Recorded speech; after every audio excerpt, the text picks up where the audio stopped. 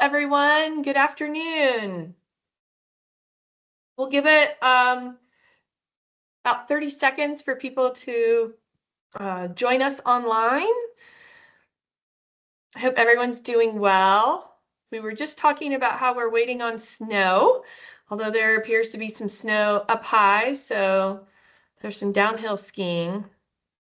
We don't see any snow in the forecast, so hopefully it'll get here by Christmas.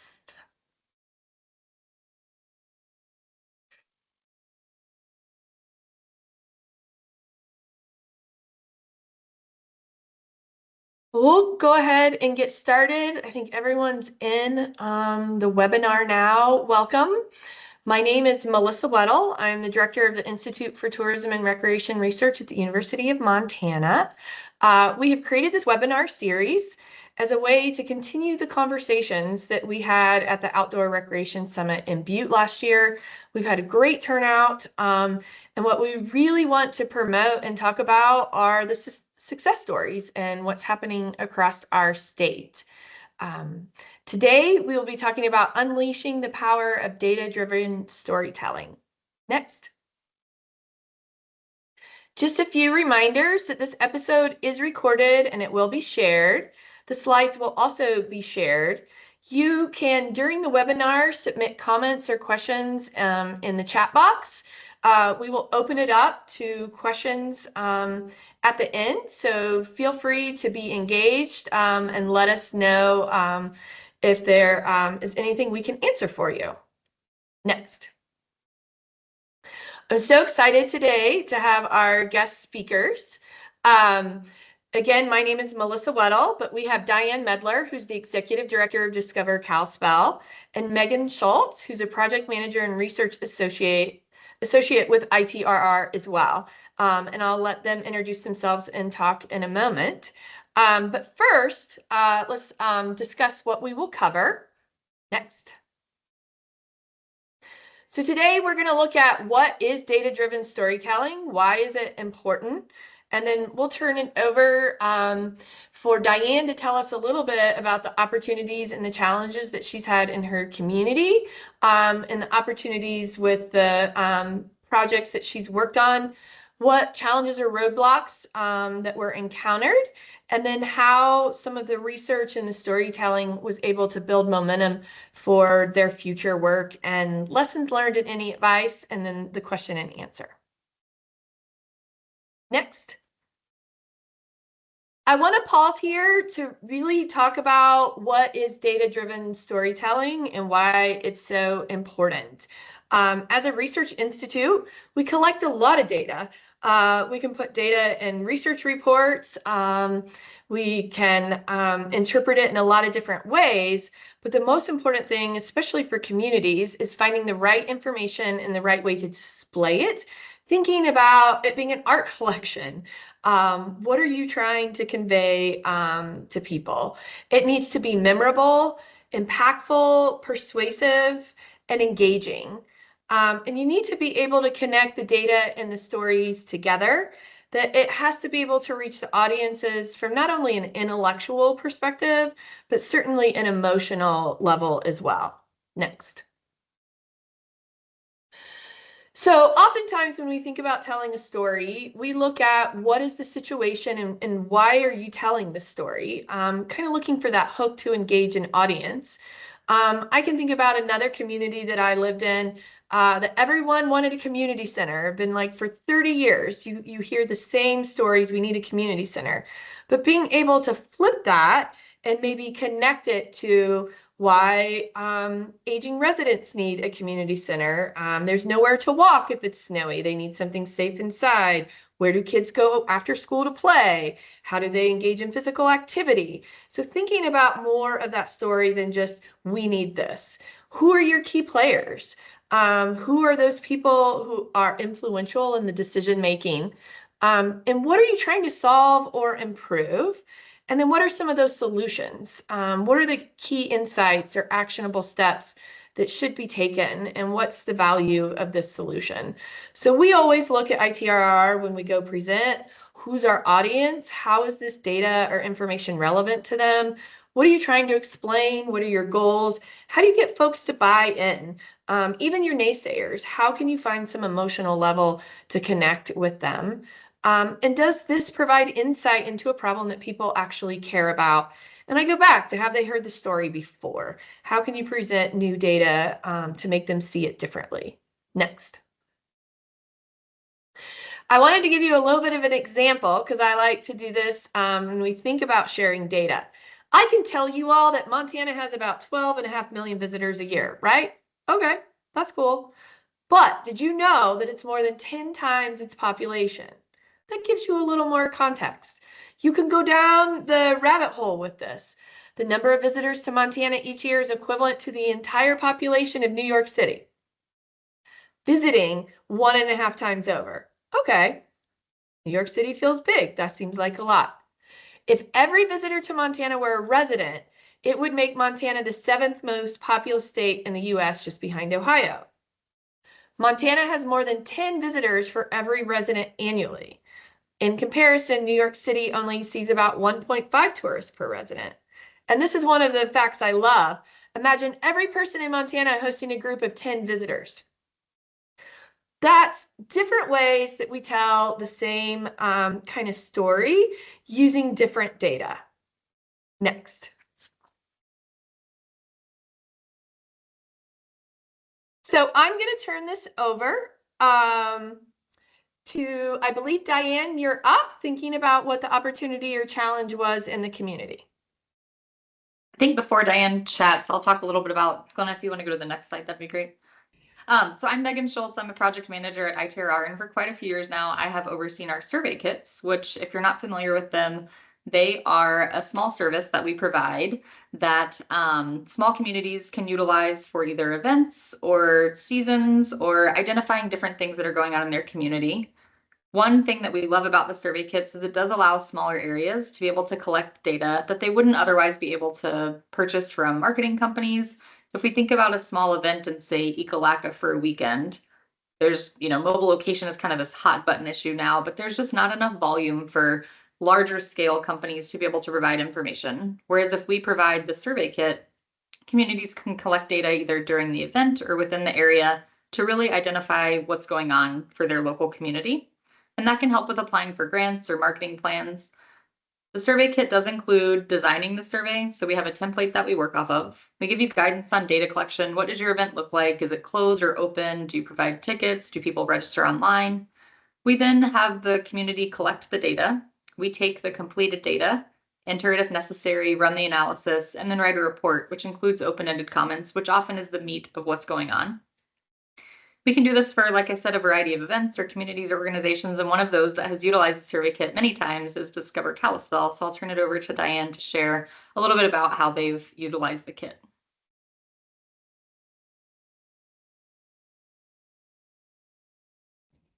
All right. Hello, everybody. Diane Medler. I'm the Executive Director of Discover Kalispell. And Discover Kalispell is the destination organization, destination marketing organization, stewardship organization for Kalispell. And so our focus is to increase visitations for Kalispell and the area outside of the peak summer months. So as considering that focus, it started in 2012. We started running these large destination events. We really wanted to move the needle as far as the number of visitations during the shoulder and winter seasons. So these vacation making adventure sports events fit in our area and were already known in our target markets. So let me give you a brief recap so you have some context of the type of the events and then how we use this data to help tell our story. So the Montana Dragon Boat Festival, we started that in 2012. It was held in early September. And in 2012, early September was still a shoulder season. It wasn't as busy as it is now. So Dragon Boat was a sport that was already well known in our target markets, such as Canada, Washington, Oregon. It was a good event to help showcase Flathead Lake in a respectful way. And it was also a sport that didn't require previous experience so that locals and residents could join in as well. 2013, we brought the Montana Spartan Race here. That is a national event that had not yet been held in Montana. That was held the first weekend in May, when it was a great kickoff for the summer season for a lot of our tourism-related businesses in the area. And luckily for that event, weather conditions didn't really matter. The more mud, the better. So that worked out well. Recruiting a national event promoter to bring their event to the Flathead Valley does require significant financial investment. But through the data we received through these survey in the box kit from ITRR, it really helped to demonstrate how we boosted visitations and helped to impact local businesses. And then in 2014, we started the Montana Pond Hockey Classic. That event was designed to bring hockey back to its roots, as it was held on a natural frozen lake. And it boosted visitations in January, which is always needed, and was popular with our target market and cold weather enthusiasts.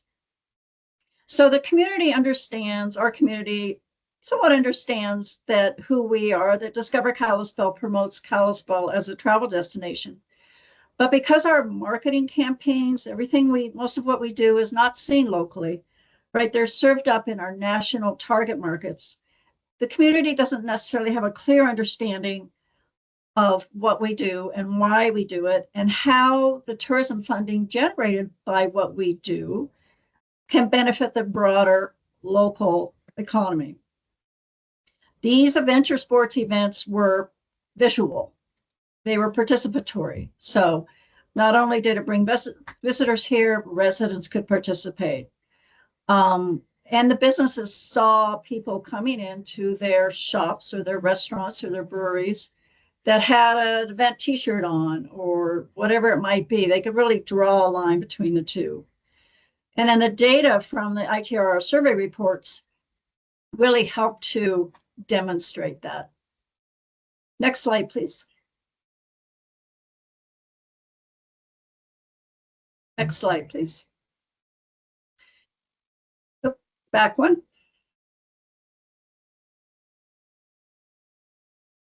Other way.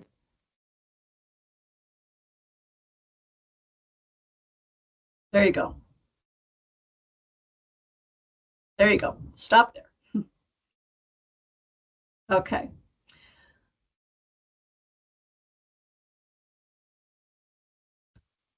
So the amount of funding and the resource commitment necessary to attract and host these types of events was significant and not well understood. So our board of directors took a chance in 2012 when we started the Dragon Boat Festival and agreed that this was a good use of our funding and to kick off these events. And that event helped to prove that a destination event, an event that people will travel for, can increase room nights at our hotel partners, generate revenue for small businesses, including, guided adventures. But for the broader community to understand the economic impact of the events, we began working with ITRR and utilizing the Survey in a Box tool. The spending data included in the survey report really clearly demonstrates the level of economic impact generated by the event participants and spectators. It says where they spent money, how long they stayed in the area, what percent of the attendees were from out of market. The events were designed to continue for several years, so it was also important to receive the narrative and qualitative data that's included in the surveys. So the survey responses provided feedback on what attendees felt worked well with the event, what didn't work well. It provided suggestions for improvements with the event's organization and our communications. It helped us understand what it was like to be a spectator at the event and how it was to be a participant. And that information is critical because you always need to make adjustments year over year to your events to match your audience that you're trying to attract and to develop that positive word of mouth, which helps to increase event registrations the following year. Next slide. So challenges and roadblocks. Next slide, please. Primarily, it's finding ample number of volunteers and the right kind of volunteers to conduct these surveys, and also to get enough participants to take it. So it takes a certain type of volunteer to ask them to take these, to approach an event participant or spectator to take time out of enjoying the event to complete a survey. And to help with that uncertainty that the survey volunteers were feeling, we found it was very helpful to make sure the volunteers had a clear understanding of why we are doing the survey. What is the reason for asking the questions? How will the data be used? What stories does the data help to tell? And what challenges does it help to inform? Also important, if you're going to go through the effort of doing a survey at your event, it's critical to get an adequate number of completed surveys so you have reliable data. So some people are hesitant to answer the questions, particularly the spending information. So as it's important that the volunteers understand the why, it's critical that the volunteers can adequately communicate the why and how the information will be used. So arm the volunteers with a one sheet. They can communicate well when asked. They can also just provide the information to the people they're asking to take the survey if needed. You'll receive better data if those being surveyed understand the reason why you're doing it. Next slide, please. Okay, how we solved it. So we found several things helped us over the years with the different events. So first of all, with the volunteers, we found it was important that the volunteers felt they were part of the event and had a good time. We gave them branded t-shirts to wear when volunteering, made sure they received lunch and beverages and had adequate breaks, armed them with critical event details and where to send people who have other event questions. The volunteers will be asked all types of questions beyond what's relevant to the survey. I also recommend having a volunteer agreement and a waiver, which clearly outlines your expectations of them and information that they will need. That can include surveyor best practices, which ITRR can provide for you. It should include also details like the days and times of their shifts, time to arrive at the event, where they should park. You want to make your volunteers as comfortable as possible to make this a success. And just along those lines, make sure your event insurance or your organization's general liability insurance does cover the volunteers that you are hiring. Also communicate often with your volunteers prior to the event. Have a clear check-in process and provide the training when they arrive. I also highly recommend to have a volunteer leader who's part of the event staff, a main point of contact for the volunteers. The volunteer leader also should be available and easily reached for questions or issues the volunteers have during their shifts. Because if the volunteers feel comfortable, having a good time, or successful, you're going to get more surveys and you're going to get better data. To find volunteers, we had the best luck approaching nonprofit groups. So we had success with groups such as, there was a local group here of retired teachers. Teachers do an excellent job with survey taking. They don't take no for an answer. They're very nice. So I recommend finding some retired teachers. Seroptimist groups, PTA groups, booster clubs. And then we provided an incentive. We provided a donation to their nonprofit. So that could be, sometimes it was like $1 per completed survey. Again, that word completed. Some of the people who are taking the survey may start answering questions and decide, I don't want to do anymore. It really doesn't help you in getting good data. So the incentive was for completed surveys. Or you could have a set donation amount for the day or for the weekend, depending on their shifts. Also, for the people taking the survey, we provided incentives. Again, once they completed the survey, it could be like a ticket for a free beer at the beer garden or some other beverage, or a ticket for they can turn in for a dessert or other food item at the event, or maybe it's a sticker or some kind of event swag. It doesn't take much, but a little bit of incentive does help to get more people to take the survey. Next slide, please. So building momentum of future work. Next slide. As we look for future destination events for our area, the economic data from ITRR survey reports is really extremely valuable. First, to convince our board to make the financial and resource investment to launch a new event, but also when approaching sponsors, applying for grant funding, garnering community support. The survey report is, so Megan mentioned mobile location data. That's not always available, not only in a small community, but also in a place like the Flathead Valley, depending on where your event is held. You just can't rely on the mobile location data to give you a sense of number of people and amount of spending. It's not going to be as accurate. When you use the survey tool, you're getting on the ground information from people who are there. So it's much more accurate and reliable and tells a better story for you. The survey reports that we did over the years at our events also has encouraged other local event organizers to do a survey. So the more that event organizers in our area show that if we have these large vacation making events, this is the result, that just helps us all out. Next slide, please. All right, any advice, lessons? I feel like I've given you some advice, but I would say, next slide, please. That it's just important to tell your story and tell it often.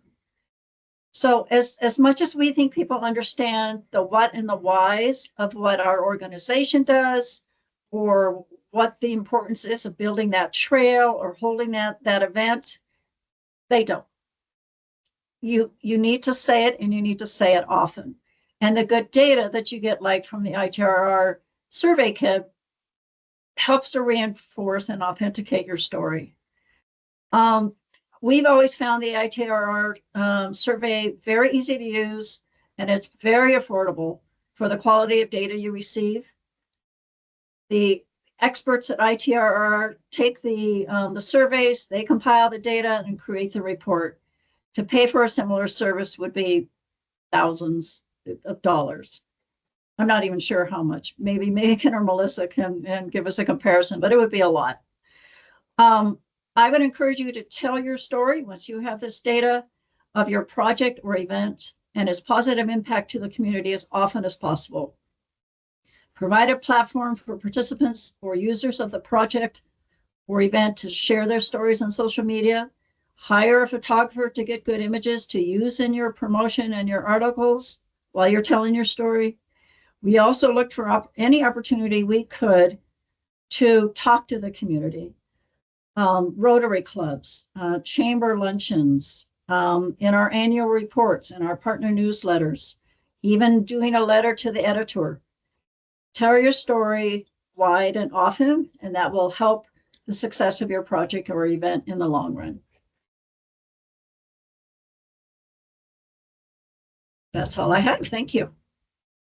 Thank you so much, Diane. I appreciate you sharing your experience with the survey kit, and I appreciate you bringing up the cost. I always joke that when we talk about the survey kit, I promise this is not a sales pitch. We didn't get you on the call to try to sell you the survey kit. We just think it's a valuable tool for Montana, for rural communities, for events. And it's typically, the cost is usually $500 to $800, kind of depending on the methods that you utilize, just in case you are curious. We really do think of it as a service. It doesn't cover our costs necessarily, but we think it's important to provide to Montana communities.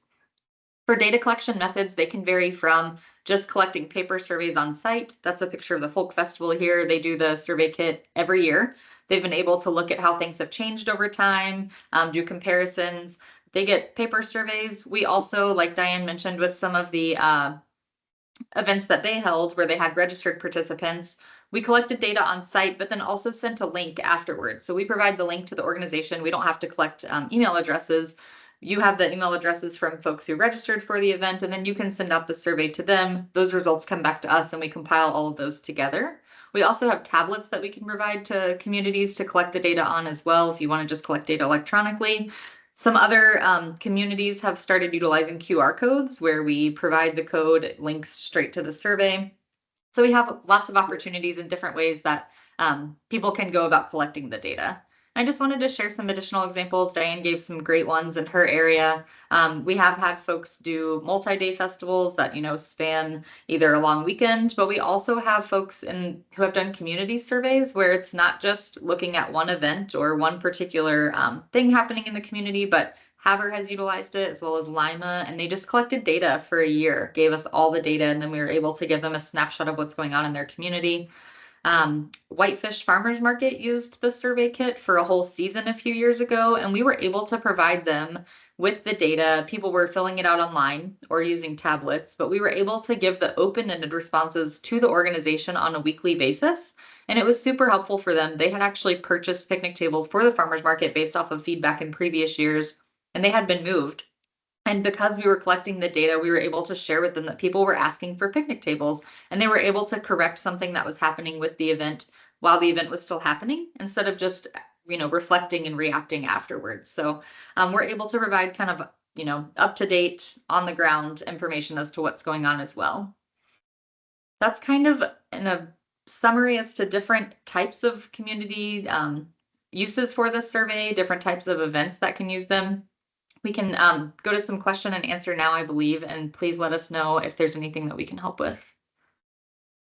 Thank you, Megan and Diane. I really appreciate you sharing your story and how you use the data. I think we're in a world right now that there's a lot of data. And so thinking about being purposeful in ways that we collect it and what it's used for, and then how we share it with our stakeholders. I've been trying to answer questions in the chat and take care of that.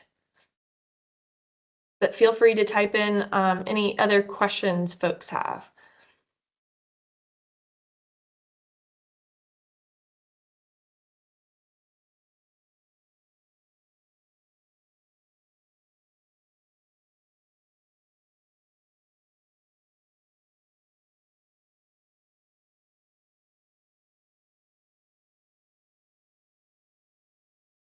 This makes me feel like our storytelling was very clear.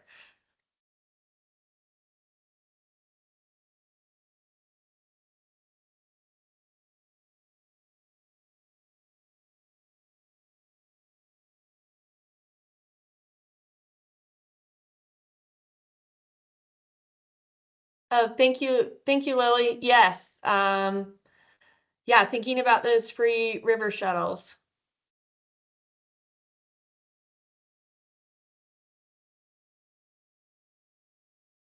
Well, we can move on. If we want to go to the next slide, feel free. Thanks.